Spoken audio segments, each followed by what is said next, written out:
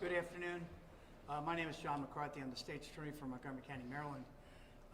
We, about an hour ago, left the courtroom of Judge James Bonifant, who is the Chief Circuit Court Judge for Montgomery County, and he heard and sentenced David Crawford, age 74, today for a series of arsons that occurred here in Montgomery County several years ago.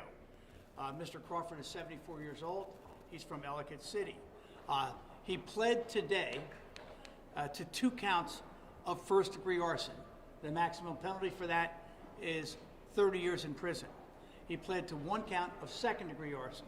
The maximum penalty for that was 20 years. The maximum penalty that he could have received at a sentencing today was 80 years. We requested a sentence in this case of 80 years. Judge Bonifant, and we respect this. It's not meant to be a comment about the sentence. I think it was an appropriate sentence of 55 years. The Maryland sentencing guidelines in this case, despite the seriousness of the charges, was 2 to 17 years. So the actual sentence given by Judge Bonifant was at least 3 times longer than the Maryland sentencing guidelines. We took this plea in this case because during the course of an investigation in this matter that was conducted by the fire investigators here in Montgomery County, it was determined that Mr. Crawford, who was effectively, I guess in his professional life, a lifelong police officer. He had worked for 4 different police departments, and he had been the chief of 2 of those departments.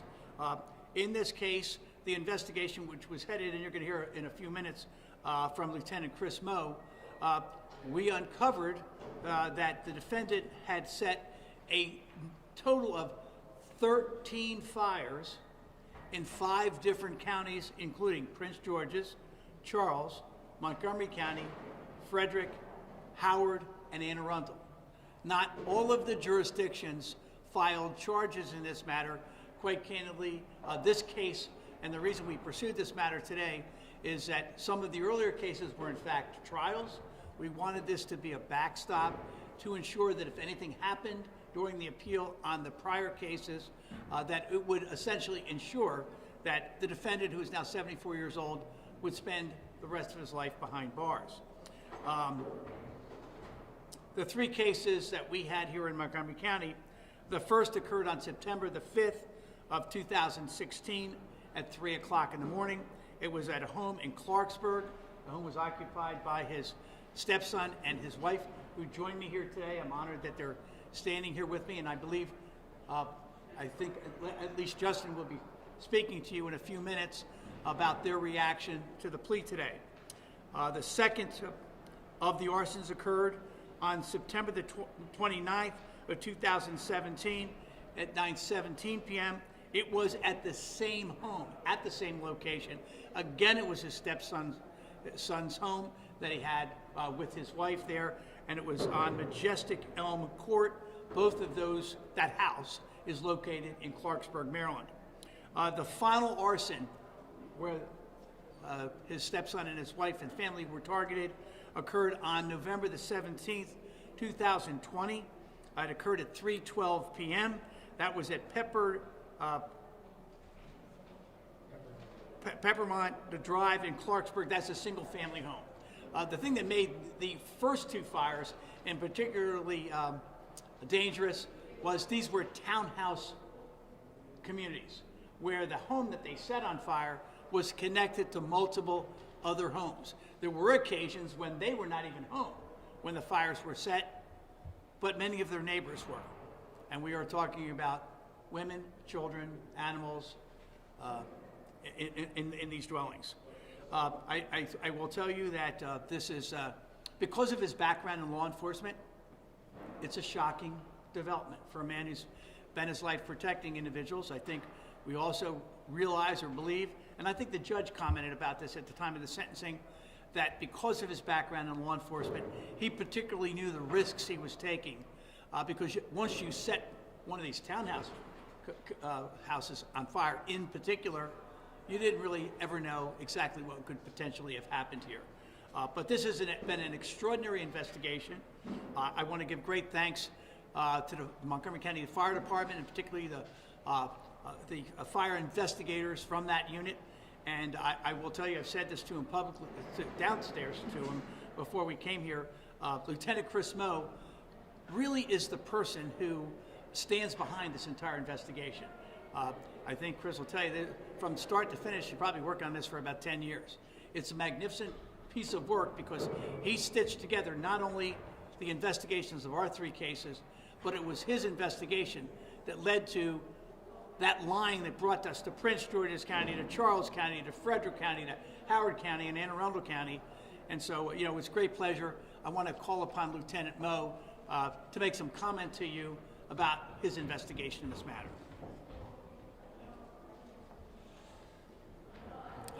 Like he said, my name's Lieutenant Chris Moe. I'm assigned to the Fire and Explosive Investigations Unit. You know, this started, unfortunately, 10 years ago.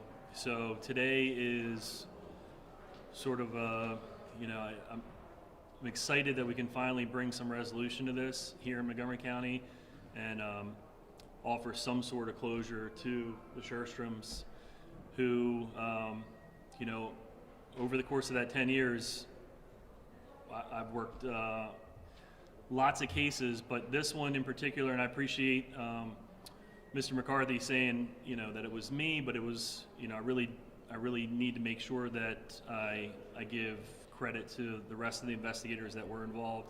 And this was a multi-jurisdictional investigation involving lots of different investigators. Sergeant Smith from PG County and 2 retired officers, or a retired officer from Howard County.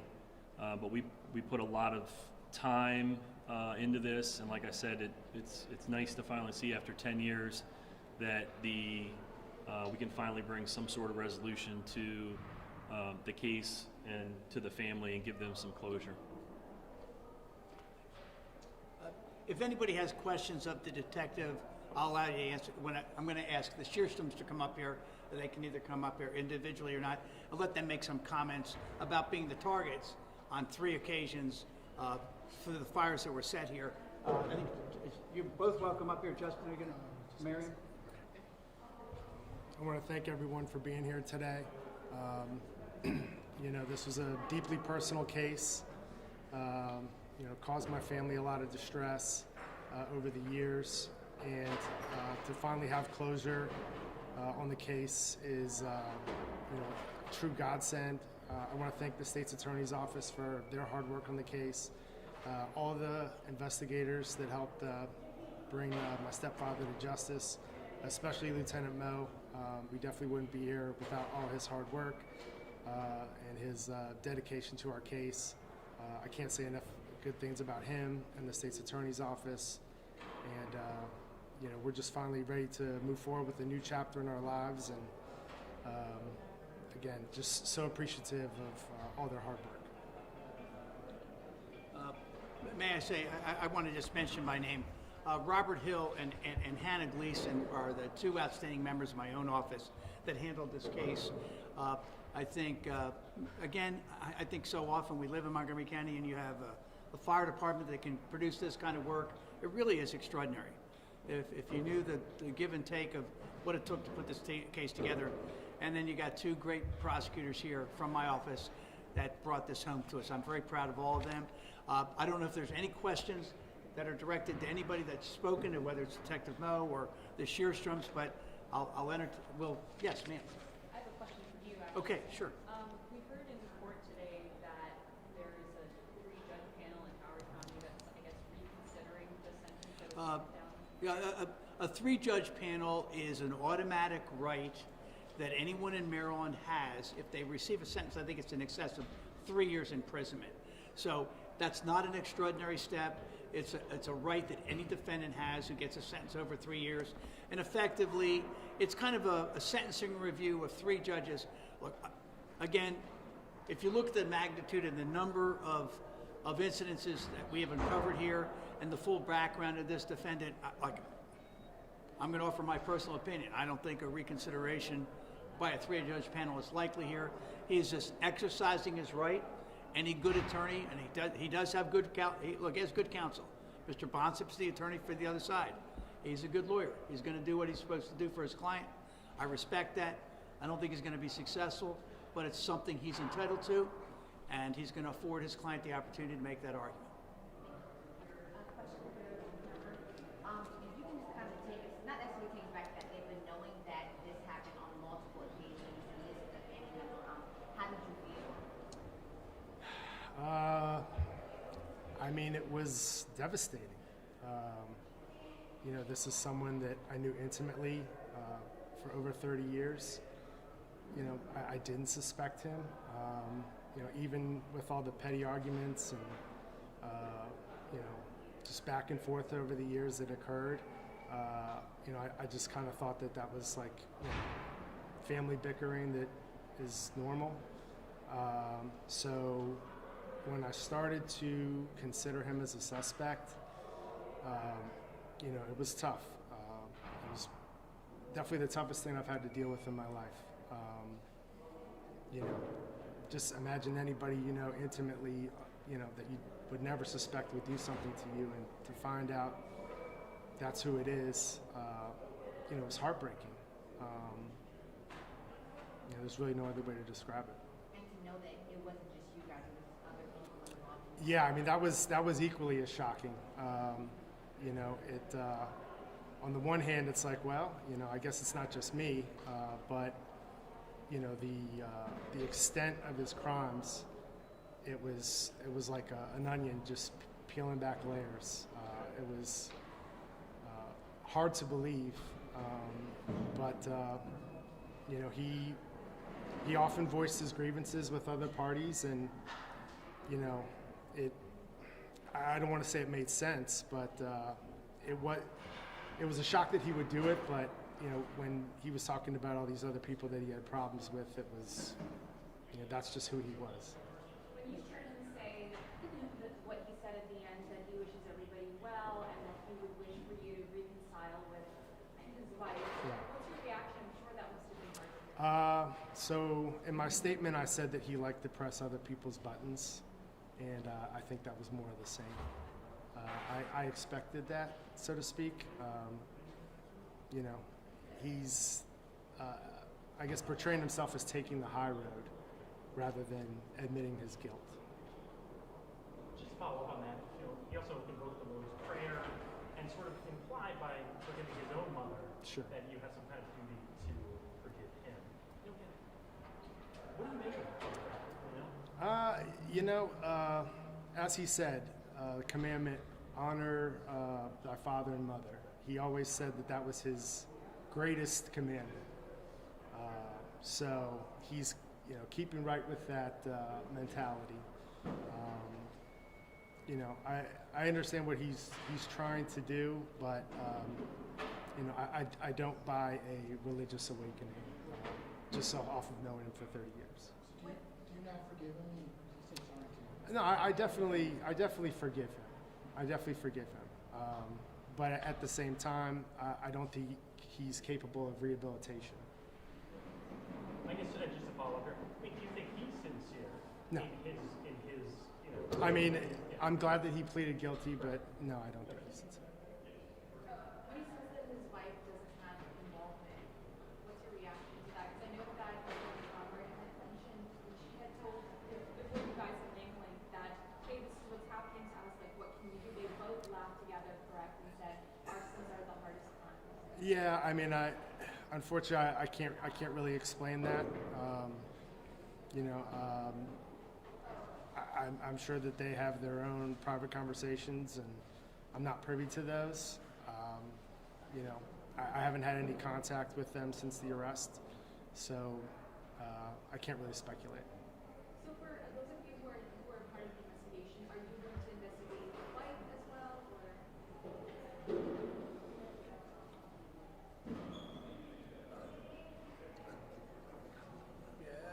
You know, we're not going to reserve. We're going to reserve any comment on that at this point in time. I would indicate in terms of motivation, again, and we actually talked about this upstairs before we came down here, because we anticipated a question about motivation. Look, he was aggressive in his personality. If he didn't get a promotion from you and he was overlooked, you would become a target. If you fired him from a job, you would become a target.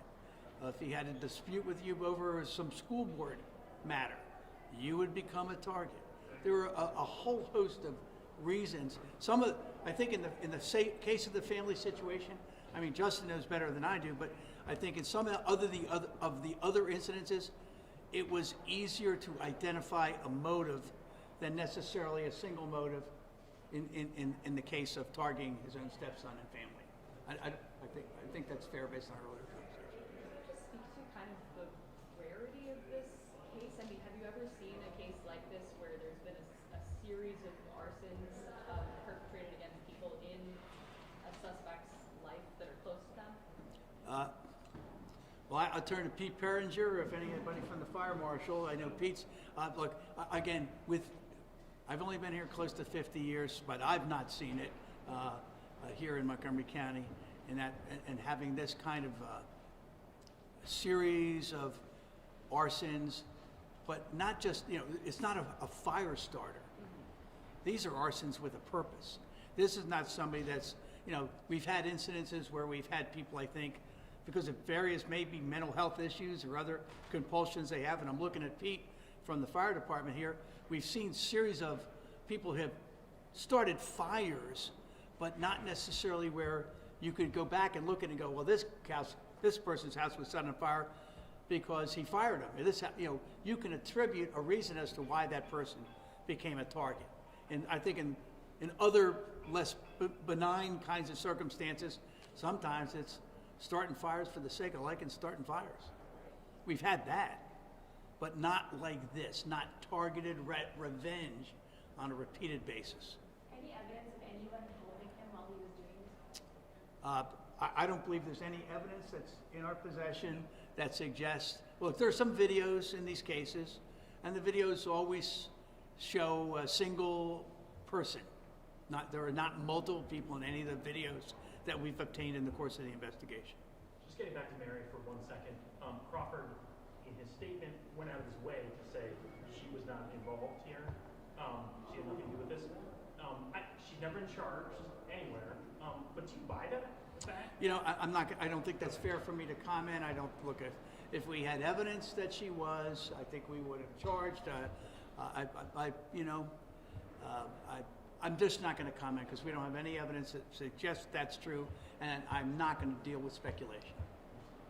Lieutenant Mo, can you just kind of share how you felt when the dots started connecting across all these different counties? So I guess we started to connect the dots a little bit before we ended up doing the search warrant. You talked about that was brought up in court today. Once we did the search warrant and we were able to look through some of the evidence, I think just the general, to feeling was surprise.